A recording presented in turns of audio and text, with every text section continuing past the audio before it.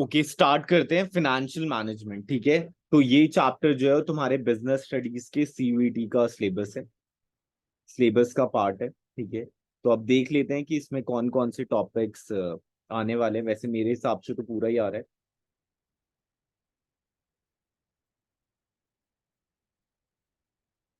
तो meaning, role, objective of financial management, financial planning, meaning and importance, capital structure, fixed and working capital, meaning of capital and factors affecting it. ठीक है, तो ये पूरा ही है, कुछ ऐसा नहीं है कि जो नहीं आने वाला। ठीक है, तो स्टार्ट करते हैं।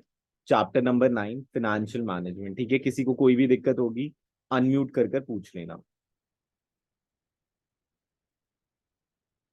तो when Tata steel acquired Corus, ठीक है, तो Tata steel, the biggest steel producers in the Indian private sector, has acquired Corus, formerly known as British Steel, in a deal worth $8.6 billion in 2007. This makes Tata Steel the fifth largest steel producers in the world. ठीक है, तो टाटा ने किसे acquire किया? Coarse को। ठीक है, और कोरस को एक्वायर करने के लिए उन्हें उन्हें कितने देने पड़े? 8.6 बिलियन डॉलर। ठीक है, और उसके बाद एक्विजिशन के बाद जो टाटा होता वो स्टील मैन्युफैक्चरिंग में फिफ्थ लार्जेस्ट प्रोड्यूसर हो जाता। A financial decision of this magnitude has significant implicitness for both Tata Steel and Chorus as well as their employees and shareholder। ये सही बात है, ऐसा तो नहीं है कि 8 रुपए की डील है। डील जो है वो 8.6 बिलियन की है। ठीक है, तो चीजें तो ढंग से एग्जीक्यूट करनी पड़ेगी। To mention some of them, Tata steel raise debt of 8 billion to finance the transaction. ठीक है, तो डेट मतलब होता है उधार। डेट मतलब होता है उधार, मतलब नॉन करेंट लाइबिलिटी। डेट मतलब होता है उधार, non current liability.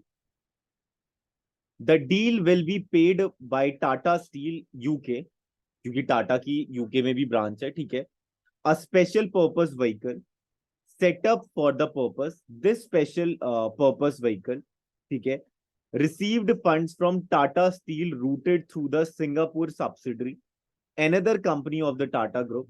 Tata Sons Limited invested $1 billion for the preference share along with Tata Steel, which will invest an equal amount. So Tata Steel, the acquirer company, arranged about 36.500 CR of crores of rupee to finance the takeover. ठीक है, तो the Tata Steel raised this amount through debt or equity or a combination of both। ठीक है, तो अगर मैं यहां पर बात करूं तो यहां पर डेट की कितनी बात हुई थी? 8 बिलियन जो था वो डेट हुआ लिया था, और डील जो थी वो 8.6 की थी। तो जो 6 बिलियन बच गया होगा, 0.6 बिलियन, वो उन्होंने अपना पैसा लगाया होगा, equity. Some amount came from internal accruals also. This financing decision affected the capital structure of Tata Steel. Capital structure का मतलब होता है debt plus equity.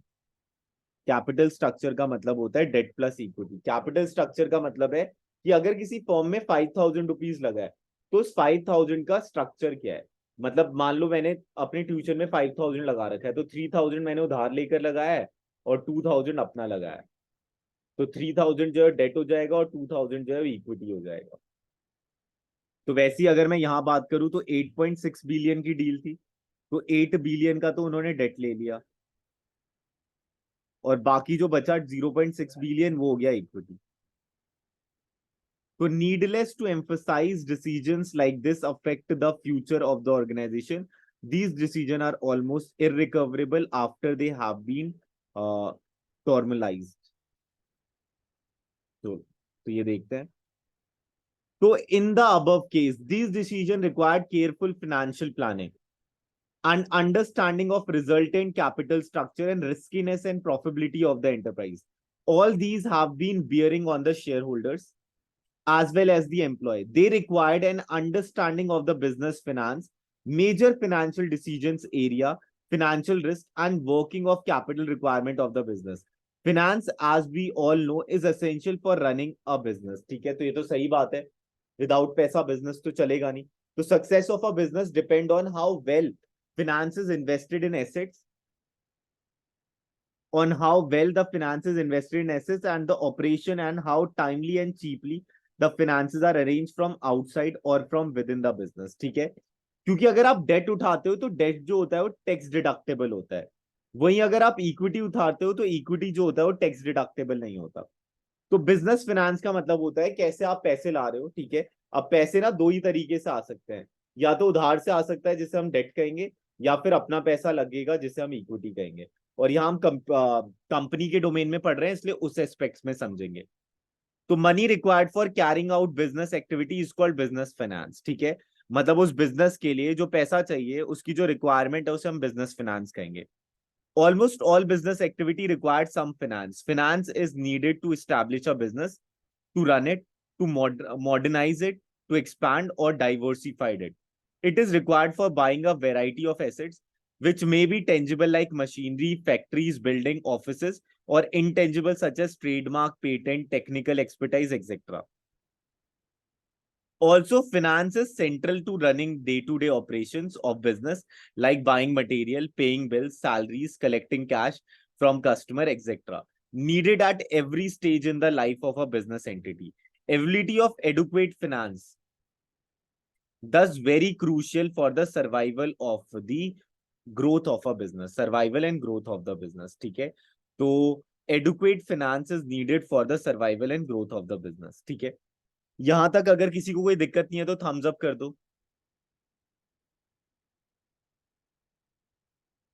Okay okay, ठीक है। Financial management, all finance come at some cost, ठीक है। जो भी पैसा आता है वो किसी ना किसी कॉस्ट स्ट्रक्चर से ही आता है।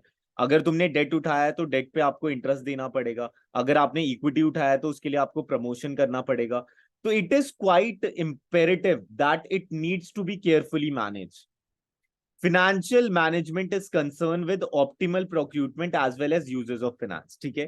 कि कैसे आप पैसा रेज कर रहे हो, और जो आप रेज कर रहे हो पैसा वो कैसे आप यूटिलाइज कर रहे हो, और कितने अच्छे ढंग से यूटिलाइज कर रहे हो। ये सारी चीजें जो आ जाती है वो फाइनेंशियल मैनेजमेंट का पार्ट हो जाता है। फाइनेंस मतलब होता है मनी, और मैनेजमेंट मतलब होता है how to manage that money.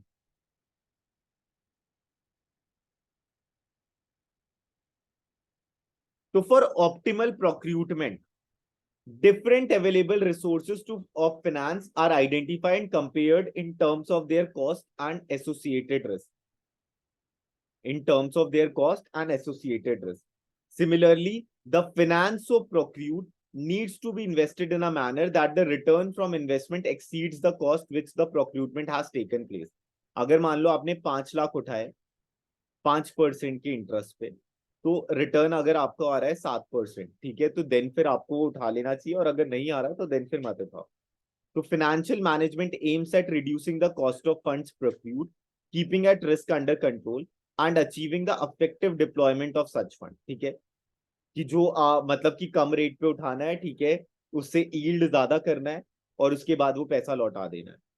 It also aims at ensuring availability of enough funds whenever required as well as avoiding idle finance। अगर मान लो आपको 5 लाख की रिक्वायरमेंट है तो आप 7 लाख रेज मत करो, क्योंकि 2 लाख अगर आप रेज करोगे तो वो तो आइडल पड़ा रहेगा और प्रोडक्टिवली यूज नहीं होगा। Needless to emphasize, the future of a business depends on a great deal on the quality of its financial management. Importance. The role of financial management cannot be overemphasized, since it has a direct bearing on the financial health of the business. So the financial statement such as balance sheet, statement of profit and loss account reflects firm's financial position and its financial health, ठीक है। तो ये जो आपका at the year and final account बनता है जिसमें balance sheet, statement of profit and loss account बन रहा होता है, वो एक रियल पिक्चर बता देता है कि किसी भी फर्म की जो फाइनेंशियल हेल्थ है वो कैसी चल रही है। Almost all the items in the financial statement of the business are affected directly or indirectly through some financial management decision. Some prominent example of the aspect of being effective above could be as under the size and the composition of fixed assets of the business, ठीक है। अगर size and composition बड़ा होगा तो then फिर क्या होगा, requirement भी बड़ी होगी। For example, a capital budgeting decision to invest a sum of 100 crore in fixed assets would raise the size of the fixed assets block up by the amount, ठीक है। अगर मान लो आपने 100 CR का कोई प्लांट ले लिया, ठीक है। अब 100 CR का प्लांट ले लिया तो उसने बैलेंस शीट में एक एसेट नाम की चीज प्लांट कर कर ब्लॉकअप कर दी और वो पैसा आपका ब्लॉक हो गया, ठीक है। The quantum of current assets and it's breakup into cash, inventory and receivable. Receivable मतलब होता है जो चीज आपने उधार पे दे रखी है और इन फ्यूचर आपको वापस मिल जाएगा। With an increase in the investment in fixed asset, there is commensurate increase in the working capital requirement। सही बात है। अगर आपने 100 CR का प्लांट लिया है तो आपको एम्प्लॉयज भी उतने ही चाहिए होंगे, वेज अर्नर्स भी, मतलब लेबर भी उतने ही चाहिए होंगे, रॉ मटेरियल भी उतना ही चाहिए होगा, तभी जाकर चीजें एग्जीक्यूट होगी। तो जो रॉ मटेरियल है वो आपका करंट एसेट्स का पार्ट हो गया। कैश आपको चाहिए ही होगा वेजेस और ये सब देने के लिए। इन्वेंट्री जो आपका गोडाउन जो होगा, जिसमें क्योंकि एक ही दिन माल जो प्रोड्यूस किया वो सारा तो बिक नहीं जाएगा। ठीक है। तो the quantum of current assets is also influenced by financial management decision. In addition, decision about credit and inventory management affects the amount of debtor and inventory, which is turn affect the total assets of the business as well as their composition। Composition मतलब होता है कि अगर कोई pie chart है उसमें कितना आपका ये जा रहा है क्रेडिटर्स को, कितना आपका डेटर्स को जा रहा है, इस टाइप का। The amount of long term and short term funds to be used। ठीक है। Financial management among others involve decisions about the proportion of long term and short term funds। ठीक है। अगर मान लो मैंने 100 CR का प्लांट खरीदा, ठीक है। अब मुझे पता है रॉ मटेरियल और लेबर पे मुझे 50 CR लग जाने एक साल में, ठीक है। तो इन टोटल जो मेरी रिक्वायरमेंट होगी वो 150 CR होगी। उस 150 CR में जब मैं एलोकेशन की बात करूँ तो 100 CR तो लॉन्ग टर्म के लिए और 50 CR जो है शॉर्ट टर्म के लिए। So an organization wanting to have a liquid assets would raise relatively more amount on the long term basis। There is a choice between liquidity and profitability। ठीक है। और जब भी तुम किसी प्लांट या किसी भी बड़ी चीज पे इन्वेस्ट करते हो ना, तो उसी टाइम रिटर्न नहीं आने लगता, कुछ टाइम लगता है रिटर्न आने में। अगर मान लो कोई गन्ने वाला है, गन्ने वाले ने मशीन ली, गन्ना मतलब जूस बिल्डअप करने वाले की। अब जूस बिल्डअप करने वाले की मशीन मान लो उसकी 50 हजार की आई। अब वो गन्ने का जूस तो 10 रुपए का बेचता है, तो उसका जो रिक्वायरमेंट है, अब मान लो 50 हजार की तो मशीन आ गई और 20 हजार उसे गन्ना और लेबर के लिए चाहिए। ठीक है। इन टोटल उसे 70 हजार रुपये चाहिए। ठीक है। अब ये 20 हजार जो है वो तो इजीली कन्वर्ट हो जाएगा कैश में, लेकिन जो 50 हजार है वो इजीली कन्वर्ट नहीं होगा, उससे थोड़ा टाइम लगेगा। ठीक है। तो जब भी किसी फिक्स्ड एसेट्स पे खर्चा करना चाहिए तो लॉन्ग टर्म फंड्स को लेते हुए पैसा खर्च करना चाहिए। अगर शॉर्ट टर्म लोगे तो दिक्कत आ जाएगी। So the underlying assumption here is that the current liability costs less than the long-term liability। So the underlying assumption here is that the current liability costs less than the long-term liability। Break up long-term financing into debt or equity of the total term finance। मतलब मान लो मुझे 150 चाहिए था, 150 मैं कैसे लाऊं? Date लू, मतलब उधारी लू पूरा, या फिर इक्विटी लू। ठीक है। या दोनों का मिक्सचर, दोनों का मिक्सचर सही होता है। ठीक है। The proportion to be raise by way of debt और इक्विटी। इक्विटी मतलब ओनर्स फंड और डेट मतलब जो होता है वो होता है borrowers fund. Is also financial management decision. The amount of debt, equity, share capital, preference share capital are affected by financing decision, which is a part of financial management। All items in the profit and loss account, interest, expense, depreciation, etc. Higher amount or debt means higher interest expenses in future। ठीक है। मतलब कि अगर मान लो कि आपने उधार ज्यादा उठा लिया तो देन आपको इंटरेस्ट की ऑब्लिगेशन देनी पड़ेगी, तो आप अपने एक्सपेंस में और एक्सपेंस बढ़ा रहे हो। देखो इसमें सिंपल सी बात है। अगर आपको पता है कि आपने 10,000 लिया और आप उसके 20,000 बना लोगे 6 मंथ्स में, तो आप उधार उठा लो अगर आपको गारंटी है, और अगर आपको गारंटी नहीं है तो आप उधार मत उठाओ। Similarly, use of higher equity may entail higher payment of dividend।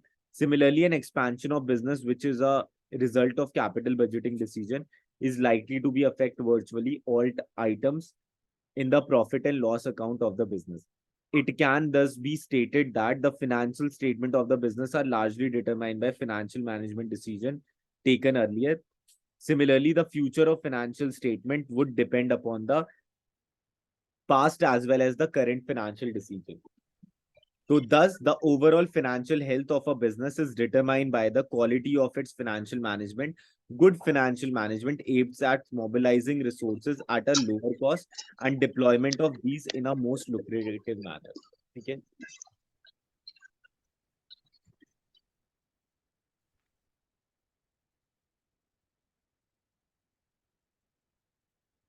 Okay, यहां तक किसी को कोई दिक्कत? अगर दिक्कत नहीं है तो थम्स अप कर दो।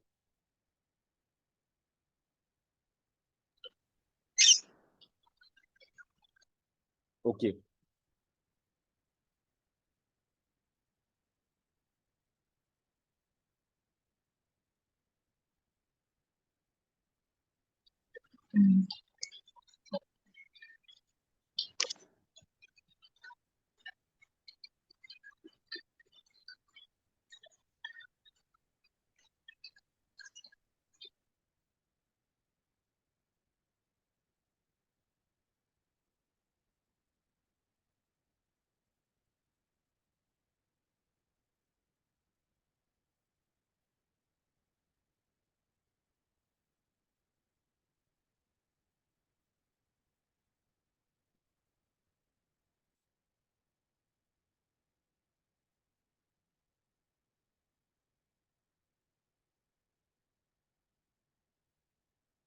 ओके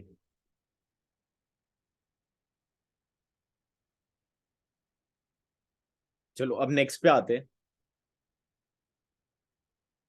तो द प्राइमरी ऑब्जेक्टिव और the primary aim of financial management is to maximise the share holder wealth. ठीक है, अब ये एक इंपॉर्टेंट पॉइंट बन सकता है कि प्राइमरी एम क्या होता है किसी भी फाइनेंशियल मैनेजर का, कि जिस भी शेयर होल्डर ने पैसा लगा रखा है वो शेयर होल्डर का पैसा जो है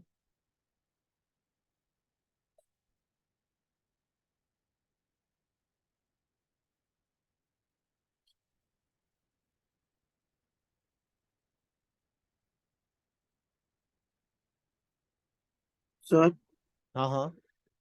सर सेशन कब तक चलेगा? ये अभी टाइम कितना हो रहा है?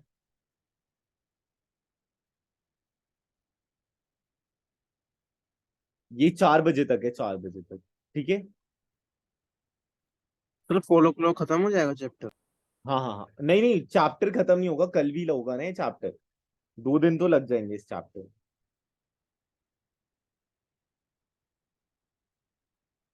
के। इन टोटल पेजेस कितने हैं इसके? हाँ 2 दिन लग जाएंगे इसमें, कल भी होगा। ठीक है, ओके सर। आज हम इसे यहां तक पढ़ लेंगे।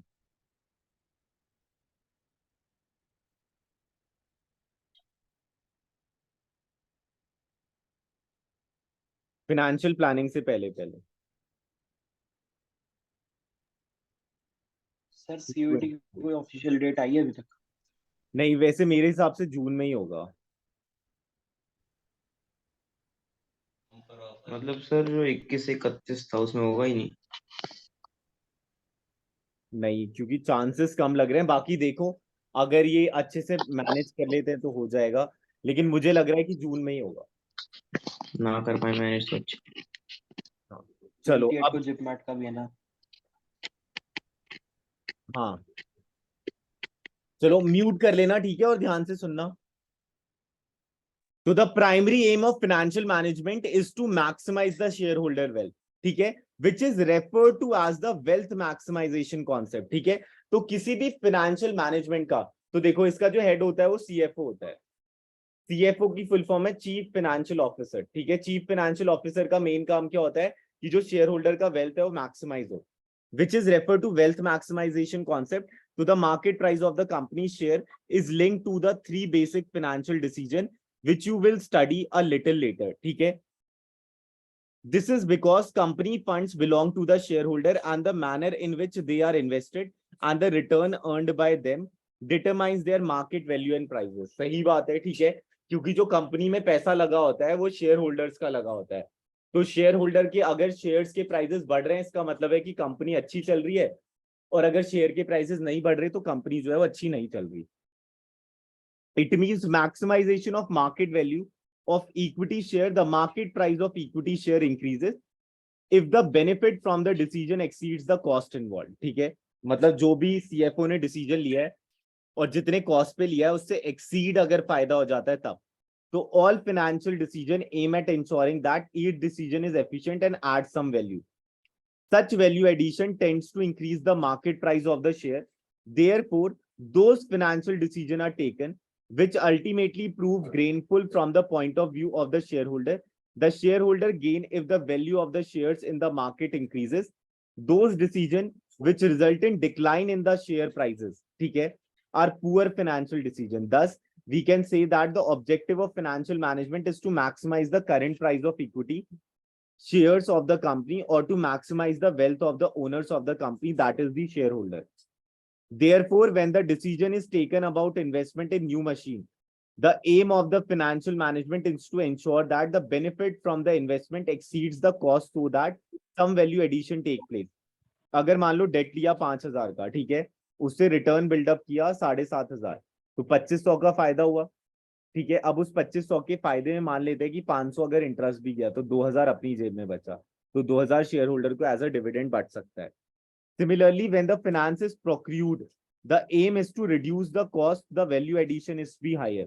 In fact, in all financial decision, major or minor, the ultimate objective that guides the decision maker is that some value addition should take place. मतलब जो भी आप डिसीजन ले रहे हो उससे कुछ वैल्यू एडिशन टेक प्लेस हो। अब वो वैल्यू एडिशन इंटेंजिबल भी हो सकता है, टेंजिबल भी हो सकता है, लेकिन तुम्हारे बुक में बस टेंजिबल की बात हुई है तो हम टेंजिबल की बात करेंगे। All those avenues of investment, modes of financing, ways of handling various component of working capital must be identified, which will ultimately lead to increase in the prices of equity share. It can happen through different efficient decision making. Decision making is efficient if out of various available alternatives, the best is selected. So financial decision. Financial management is concerned with the solution of three major issues. ठीक है, वो three major issue है क्या, कि किस में invest करूं, कितना इन्वेस्ट करूं, और जब इन्वेस्टमेंट होने के बाद जो रिटर्न बिल्डअप हो जाए तो शेयर होल्डर्स को कितना दूं। तो relating to the financial operation of the firm corresponding to the three questions of investment, financing and dividend decision. तो financial decision को financial management decision भी financial management को financial decision भी कहते हैं, financial management को financial decision भी कहते हैं, financial management को financial decision भी कहते हैं. In a financial context, it means the selection of the best financing alternative or best investment alternative. The best the finance function therefore is concerned with the three broad decision which are explained below. ठीक है, अब जरा एक बार ये case study पढ़ लो जरा जो मैं दिखा रहा हूँ।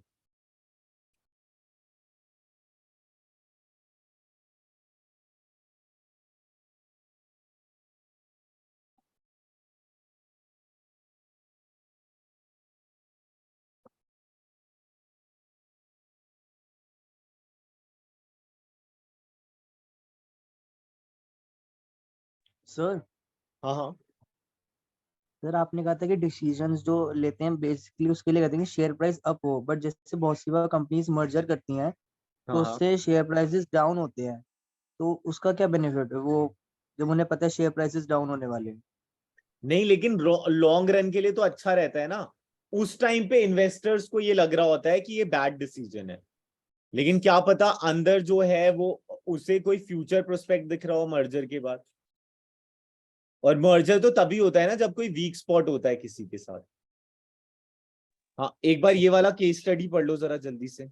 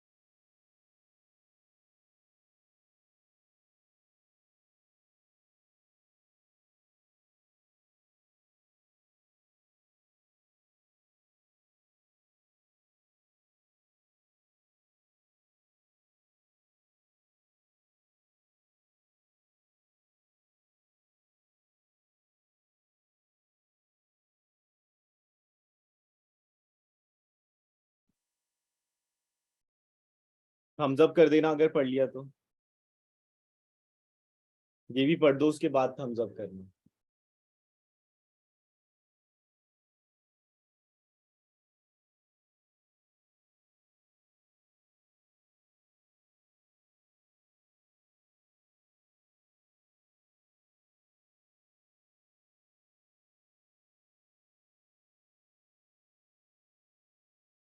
ओके,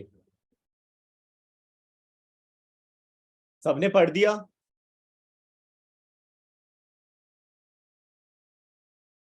थम्स अप कर देना अगर पढ़ दिया तो प्लीज। चलो अब नेक्स्ट पे आते हैं, इन्वेस्टमेंट डिसीजन। तो अब हमें ग्लिम्पसेस पता चल गया है।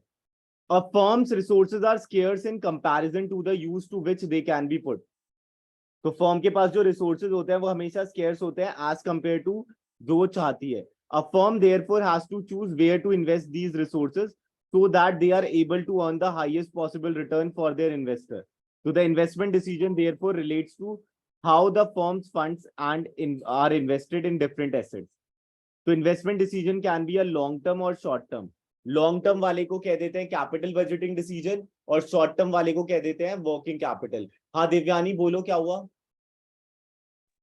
सर जो सारे डिसीजंस है इन्वेस्टिंग, फाइनेंसिंग और डिविडेंड तो हमारे सुभाष डे में है, तो इसके बुलेट पॉइंट्स याद कर ले बस। नहीं नहीं नहीं, एनसीईआरटी पढ़ना जरूरी है। कोई भी नया टर्म आ गया तो फिर वो पूछ सकते हैं, और बीएसटी का पेपर बहुत कंफ्यूजिंग टाइप ही बनता है। सर तो कोई केस स्टडी भी आ सकती है क्या सीयूटी में? केस स्टडी टाइप आ सकता है क्वेश्चन। बाकी ये टाटा वाला केस स्टडी जो इसमें गिवन है ना, वही डिट्टो आएगा। ठीक है? ठीक है सर। जो आपकी वीडियो एक्सप्लेनेशन है काफी है एनसीईआरटी की। हाँ हाँ हाँ हाँ हाँ, बाकी अभी मैं नोट्स भेजूंगा, वो भी पढ़ लेना, ठीक है? तो उससे ज्यादा पढ़ने की जरूरत नहीं है उसके आगे, ठीक है?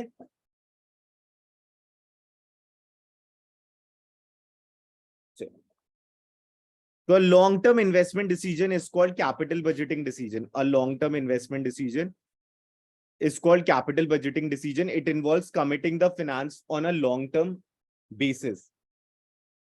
For example, making investment in a new machine to replace an existing one, or acquiring a new fixed assets, or opening a new branch. मतलब जिसका implication 1 साल से ज्यादा है वो कैपिटल बजटिंग डिसीजन हो गया। अब देखो 1 साल से ज्यादा अगर किसी चीज का implication है तो उसके साथ वर्किंग कैपिटल भी तो अटैच ही होगा। वर्किंग कैपिटल, अगर मान लो कि मैं एक नई ब्रांच खोल रहा हूं तो मुझे नए एम्प्लॉइज चाहिए होंगे, नए एम्प्लॉइज चाहिए होंगे तो नई सैलरी का एक्सपेंस ऐड ऑन हो जाएगा, ठीक है? So these decisions are very crucial for any business since they are affected earning capacity in the long run. The size of assets, profitability, and competitiveness are all affected by capital budgeting decision. Moreover, these decisions normally involve huge amount of investment and are irreversible except at a huge cost. Therefore, once it is often almost impossible for the business to wriggle out of such decision. मान लो कि किसी farmer ने tractor ले लिया, ठीक है? अब tractor तो उसने ले लिया लेकिन ट्रैक्टर ना उसके काम नहीं आ रहा, ठीक है? अब वो तो इरिवर्सिबल डिसीजन हो गया, ट्रैक्टर उसके काम नहीं आ रहा, तो अब वो ट्रैक्टर जो अगर वापस भी होगा फिर भी सस्ते रेट पे ही होगा।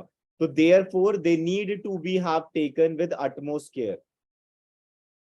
So these decisions are concerned with the decisions about the levels of cash, inventory, and receivable. These decisions affect the day-to-day working of a business. These affect the liquidity as well as profitability of the business. ठीक है? तो efficient cash management, inventory management, and receivable management are essential for ingredient of sound working capital. तो ये वाली line थोड़ी important हो सकती है।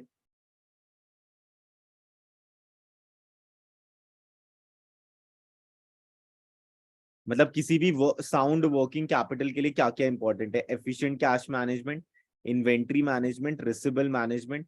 रिसिबल मैनेजमेंट का मतलब है bill receivable.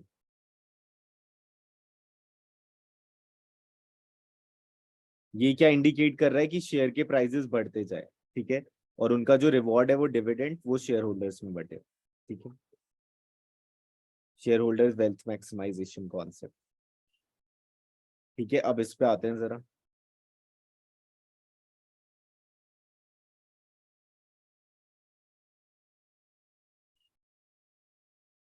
So capital budgeting decisions are very crucial for any business since they affect its earning capacity in the long run. The size of assets, profitability, competitiveness are all affected by capital budgeting decision. These decisions affect the growth, profitability, and risk of the business in a long run. To the management of fixed capital or investment or capital budgeting decision for the following reason: long term growth. ठीक है, अगर कोई भी capital budgeting decision जो होता है वो long term growth के लिए अच्छा होता है। ठीक है, अगर मान लो कि मैं जो है वो मौसम्बी का जूस देता हूँ, पहले मैं हाथ से जूस निकाल रहा था, ठीक है, अब मैंने मशीन निकाल दी। ठीक है, मशीन लगाने के कारण क्या हुआ, अब वेटिंग आवर्स कम हो जाएंगे। ठीक है, वहीं अगर मैं हाथ से कर रहा था तो वेटिंग आवर्स ज्यादा थे, तो कुछ जो कस्टमर थे जो वेट नहीं कर सकते थे वो छोड़कर चले जा रहे थे। ठीक है, तो इसने मेरी अर्निंग कैपेसिटी, तो because if company invest in long term asset it increases it earning capacity, by that they can earn more. Long term fund, long amount of large amount of funds involve, क्योंकि किसी भी capital budgeting decision में huge amount of funds involve होता है। Because if company invest in fixed assets then they incurs more funds to acquire that, like think like land, machinery, new branch, etc. Risk involved होता है because if company invest in huge amount and then that investment does not yield that much return, it will make the company to trap in a huge risk. Irreversible decision का मतलब है एक बार capital budgeting decision हो जाता है तो फिर उसे रिवर्स बैक करना बहुत मुश्किल हो जाता है। मतलब अगर किसी कंपनी ने किसी प्लांट पे खर्च कर दिया तो देन फिर उसे रिटर्न आना बहुत मुश्किल हो जाएगा। Because if company acquired some kind of fixed assets and that acquisition does not work out and then they have a fair incur losses but cannot be changed the decision.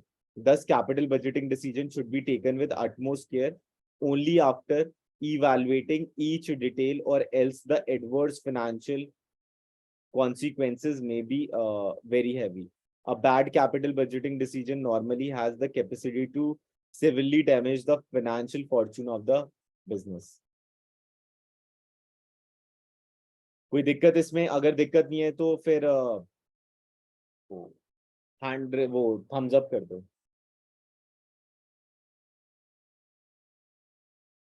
Okay, एक जने को ही दिक्कत नहीं है, बाकी सबको दिक्कत है? ओके ओके,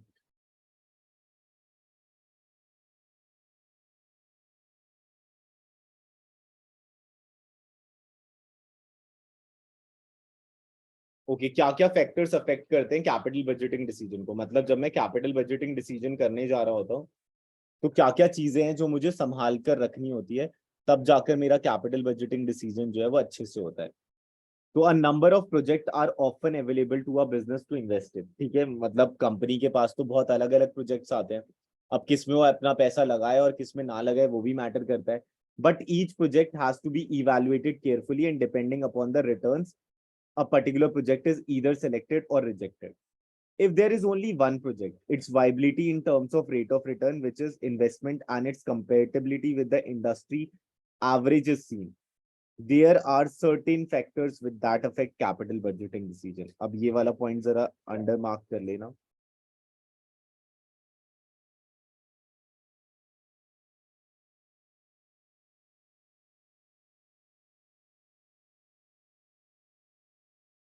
तो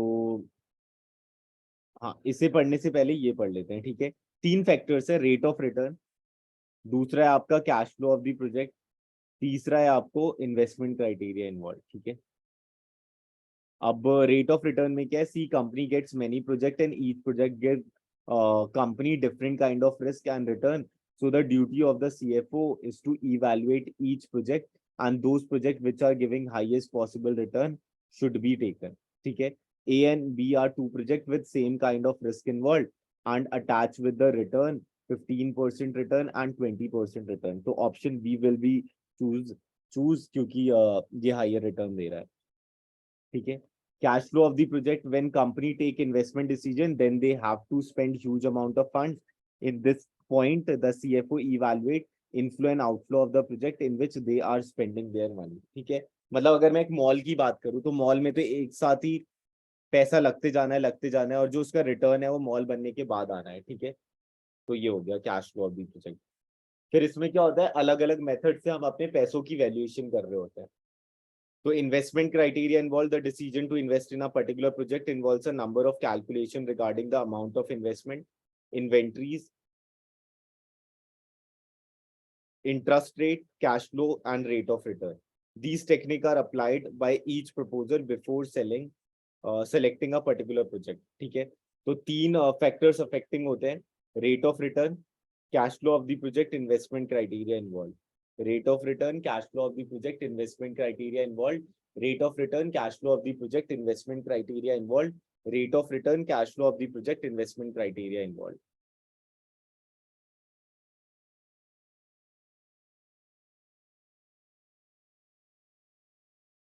Cash flow of the project. When a company takes an investment decision involving huge amount, it expects to generate some cash flow over a period. These cash flow are in the form of a series of cash receipt and payment. Over a lifetime of an investment, the amount of these cash flows should be carefully analyzed before considering a capital budgeting decision. फिर आते हैं rate of return पे. जिस project में rate of return ज्यादा मिलेगा उसे हम उस पे इन्वेस्ट कर देंगे. तो the amount important criterion, the most important criterion is the rate of return of the project. These calculations are based on expected returns from the future proposal and the assessment of risk involved. Suppose there are 2 projects A and B with the same risk involved with a rate of return 10% and 12% respectively. Then under normal circumstances project B should be selected. ठीक है, क्योंकि risk तो same है. ठीक है, वहीं अगर मान लो रिस्क ज्यादा होता है तो देन फिर हम ए प्रेफर करते हैं क्योंकि बी में रिस्क ज्यादा होता है. फिर आते हैं investment criteria involve. So the decision to invest in a particular project involves a number of calculations regarding the amount of investment, interest rate, cash flows, and rate of return. There are different techniques to evaluate investment proposal, which are known as capital budgeting techniques. ठीक है, there are, हाँ अब ये हो सकता है important.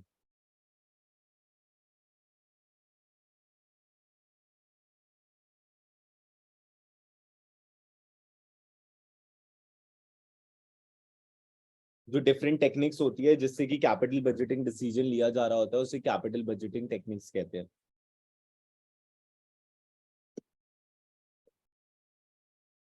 These techniques are applied to each proposal before selecting a particular project.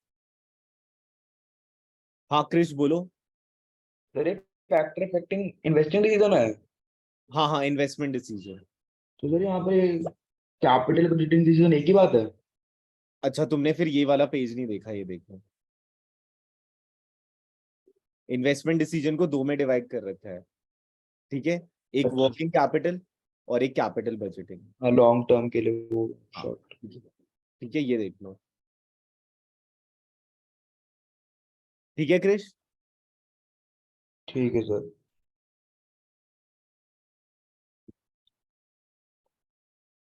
तो financing decision. अब ठीक है, फिनेंसिंग डिसीजन जरा देख लेते हैं.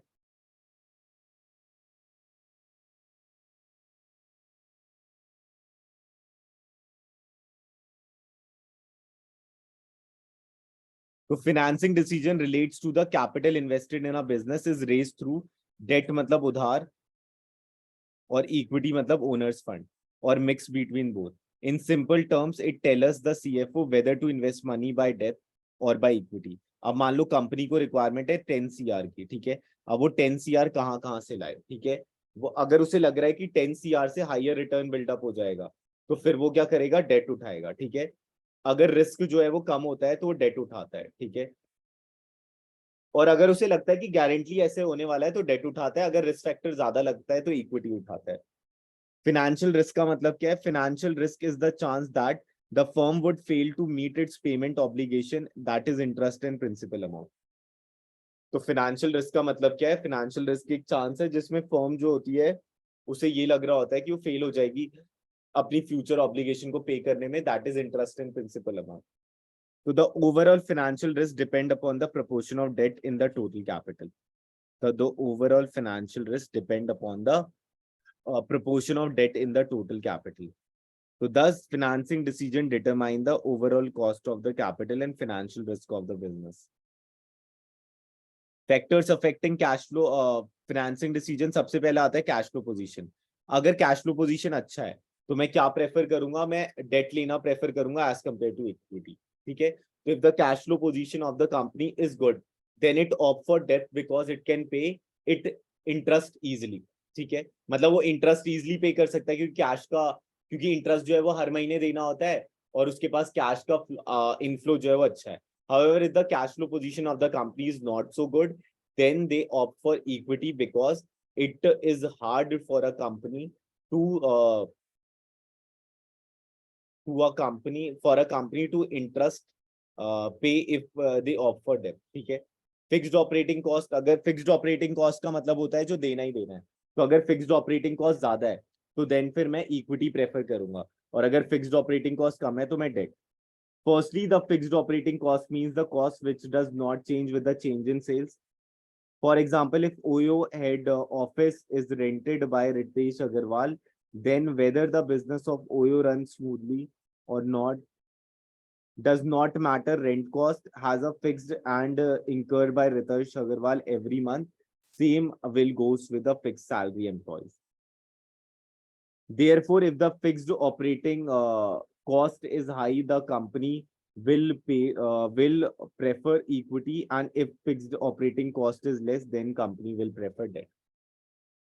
उसके बाद आते हैं cost पे. If the debt is cheaper, then company will prefer debt, and if equity is cheaper, then the company will prefer equity. So debt is cheaper source as it is tax deductible source.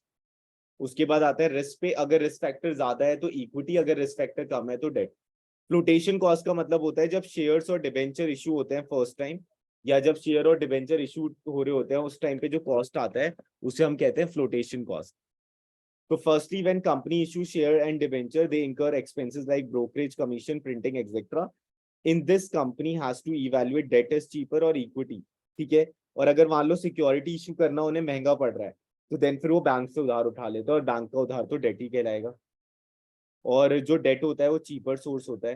Control consideration का मतलब है अगर company control नहीं खोना चाहती तो वो prefer करेगी डेट, उधार लेना, और अगर कंपनी को कंट्रोल खोने में कोई दिक्कत नहीं है तो equity. If the company does not want to share the ownership of the company then it prefers debt, and if the company does not have any problem in sharing ownership of the company then it prefer equity. Stock of capital state of capital market, तो एक bullish face होता है जिसमें stock market अच्छा चल रहा होता है, और एक बियरिश फेस होता है जिसमें स्टॉक मार्केट बुरा चल रहा होता है. तो बुलिश फेस में क्या होता है, इक्विटी प्रेफर करना ज्यादा अच्छा है क्योंकि लोग जो है इन्वेस्ट करना चाहेंगे, और बियरिश फेस में क्या होता है, डेट लेना ज्यादा अच्छा है. ठीक है, इक्विटी तो मिलना नहीं, इक्विटी तो बिकेगा नहीं उतने अच्छे रेट पे.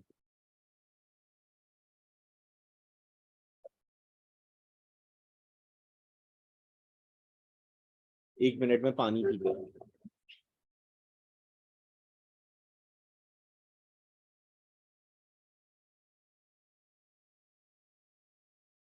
एक मिनट में.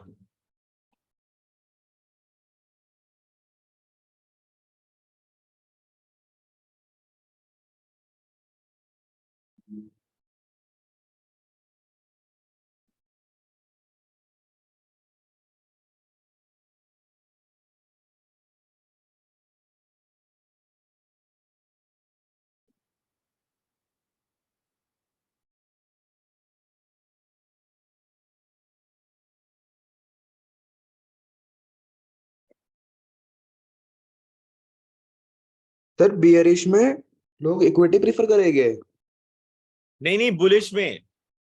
पर बियरिश में मार्केट डाउन होती है तो लोग ज्यादा इन्वेस्ट करते हैं, मार्केट अब तो जाएगी. हाँ, बियरिश में डाउन जाती है और बुलिश में अप. हाँ तो सर अगर डाउन है तो लोग ज्यादा इन्वेस्ट करेंगे ना, क्योंकि मार्केट अब तो जाएगी. नहीं, तुम तो एक स्मार्ट इन्वेस्टर की बात कर रहे हो, अच्छा लेकिन जो नॉर्मली जो एक्ट करते हैं वो ऐसे करते हैं. समझ गए? Okay sir okay.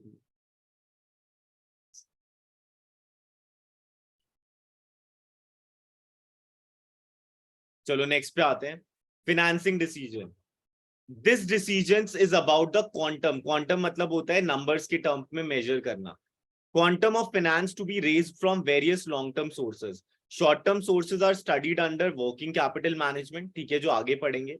ठीक है, तो शॉर्ट टर्म जो होता है वो कहाँ स्टडी करते हैं, short term sources are studied under working capital management.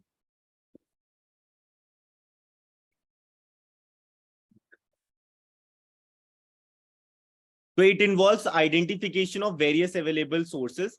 The main sources of funds for the firm are shareholders fund and borrowed fund.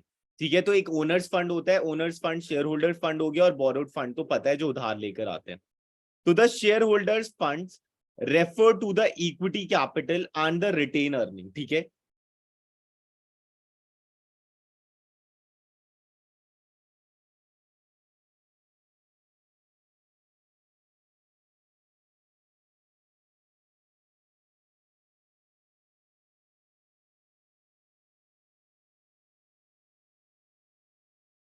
Retain earning का मतलब होता है जो कंपनी प्रॉफिट में से पैसा बचाकर रख लेती है, उसे रिटेन अर्निंग कहते हैं.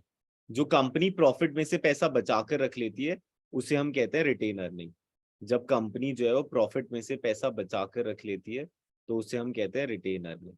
जब कंपनी प्रॉफिट में से पैसा बचाकर रख लेती है तो उसे हम कहते हैं रिटेन अर्निंग. ठीक है, तो borrowed fund refers to finance through debentures or other form of debt. A firm has to decide the proportion of funds to be raised from either sources based on their basic characteristics. Interest on borrowed fund have to be paid regardless, क्योंकि interest on borrowed fund जो होता है वो charge against profit होता है. Charge against profit का मतलब क्या है? जो देना ही देना है. Charge against profit का मतलब है जो देना ही देना है, चाहे फर्म को प्रॉफिट हो या लॉस हो. Whether or not firm has earned a profit. ठीक है, likewise the borrowed fund have to be repaid at a fixed time. ठीक है, तो इसका एक मैच्योरिटी पीरियड होता है बोरोड फंड का जो देना ही देना है.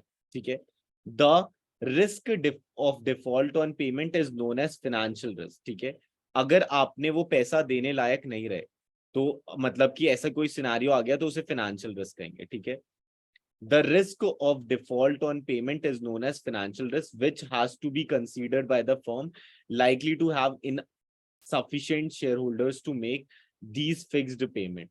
So shareholders fund on the other hand involved no commitment regarding the payment of return or the repayment of capital. ठीक है, तो शेयर होल्डर का पैसा जरूरी नहीं होता कि लौटाना ही लौटाना है, लेकिन जो कैपिटल वाला मतलब जो बोरोड फंड होता है वो देना ही देना होता है. ठीक है, तो shareholders fund on the other hand involve no commitment regarding the payment of return और द रीपेमेंट ऑफ कैपिटल.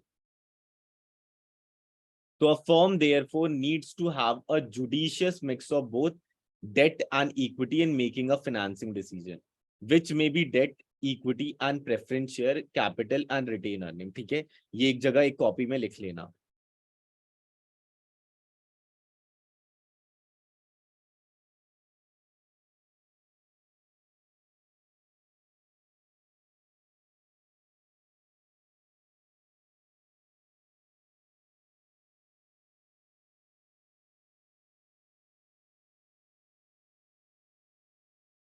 ठीक है, चलो तो क्या क्या हो गया. A firm therefore needs to have a judicious mix of both. ठीक है, and equity in making a financing decision, which may be debt, equity, preference share. तो ये लिख लिया ना सबने? थम्स अप कर देना अगर आ गया समझ. ठीक है, तो the cost of each type of finance has to be estimated. Some sources may be cheaper than other. For example, debt is considered to be the cheapest from of all sources क्योंकि tax deductible होता है. ठीक है, tax deductibility of interest make it still cheaper. Associated risk is also different for each sources. Example, it is necessary to pay interest on debt and redeem the principal amount on maturity. ठीक है, principal amount मतलब अगर मान लो मैंने 5 लाख का उधार ले रखा है, 50,000 इंटरेस्ट जा रहा है साल का. ठीक है, और 3 साल बाद लौटा देना है, तो पहले साल 50,000 गया, दूसरे साल 50,000 गया, तीसरे साल 50,000 प्लस 3 लाख प्लस 5 लाख. ठीक है, तो there is no such compulsion to pay the dividend on equity share. ठीक है, मतलब इक्विटी शेयर में कोई कंपल्शन नहीं होता. वहीं अगर प्रेफरेंस की बात करें तो एक कंपल्शन होता है कि देना है, और डेट की बात करें वो तो देना ही देना है. Thus there is some amount of financial risk in debt financing. ठीक है, तो डेट से फिनेंस करने में कुछ ना कुछ तो रिस्क इन्वॉल्व रहता ही है. तो the overall financial risk depends upon the proportion of debt in the total capital. So the funds raising exercise also costs something. This cost is called flotation cost, ठीक है। मतलब ये पैसा रेज करते time जो कॉस्ट आता है उसे फ्लोटेशन कॉस्ट कहते हैं। The fund raising exercise also called flotation cost, ठीक है। तो ये मेन हो सकता है। फ्लोटेशन कॉस्ट का मतलब होता है जब शेयर या डिबेंचर या कोई भी सिक्योरिटी इशू करते टाइम जो कॉस्ट आता है या बैंक से उधार लेते टाइम जो कॉस्ट आता है उसे हम फ्लोटेशन कॉस्ट कह सकते हैं। तो it also must be considered while evaluating different sources. Financing decision is thus concerned with the decisions about how much to be raised from which sources. Sir जैसे हाँ हाँ पेपर वर्क फाइल चार्जेस ये सब flotation हाँ cost है। हाँ, वो flotation cost का पार्ट हो जाए, जैसे प्रिलिमिनरी एक्सपेंसेस भी कह सकते हो। और ये एक फिक्सिशियस एसेट्स होता है, ना ही टेंजिबल ना ही intangible. Determines the overall cost of the capital and financial risk of the enterprise.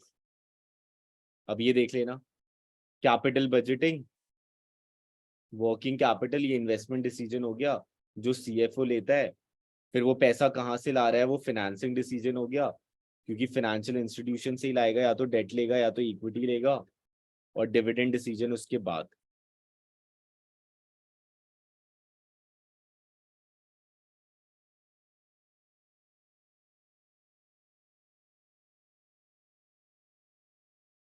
तो factors affecting financing decision. So the financing decision are affected by various factors. Important among them are cost. The cost raising fund through different sources are different. So a prudent financial manager would normally offer source which is cheapest. ठीक है, अगर equity सस्ता पड़ रहा है तो equity, और अगर डेट सस्ता पड़ रहा है तो debt. Risk, the risk associated with each of these sources is different. ठीक है, तो जिसमें रिस्क फैक्टर कम है वो उसे उठा लेगा। ठीक है, फ्लोटेशन कॉस्ट पता है, higher the flotation cost less attractive the source. अगर डेट उठाने में ज्यादा फ्लोटेशन कॉस्ट आ रहा है तो इक्विटी, और अगर इक्विटी उठाने में ज्यादा फ्लोटेशन कॉस्ट आ रहा है तो date. Cash flow position of the company, a stronger cash flow position may make the debt financing more viable than funding through equity.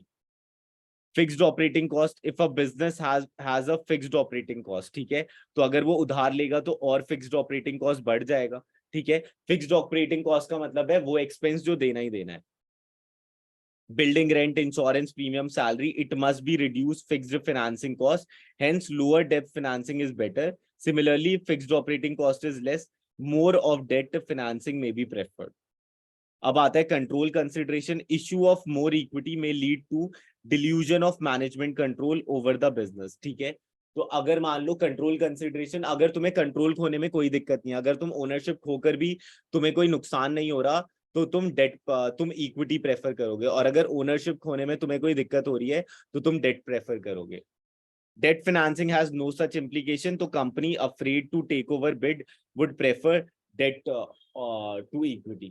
ठीक है, जैसे कि मान लो मुझे 5 लाख की रिक्वायरमेंट, अगर 5 लाख की ओनरशिप बांट दी तो मुझे दिक्कत सी लग रही है, लेकिन वही अगर मैंने 5 लाख का डेट लिया तो मुझे बस उधार वाले को डेट चुकाना है। ठीक है, state of capital market, health of capital market may also affect the choice of source of fund. During the period when the stock market is rising, more people invest in equity. However, depressed capital market may make issue of equity share difficult for any company.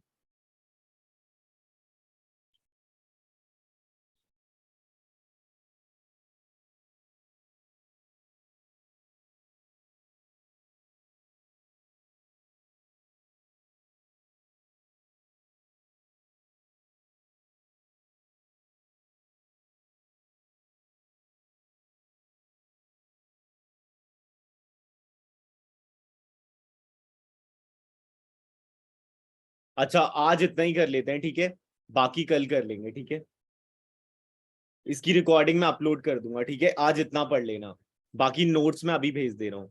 Sir okay, वो रात वाली 11 to 1 वाली जो mock का class होता है वो आप लोगे? हाँ वो कल मैं लूंगा, कल से लूंगा, कल से। वो आज और कोई क्लास शेड्यूल है आपकी या फिर वो वर्कशॉप वाली है ना, वर्कशॉप।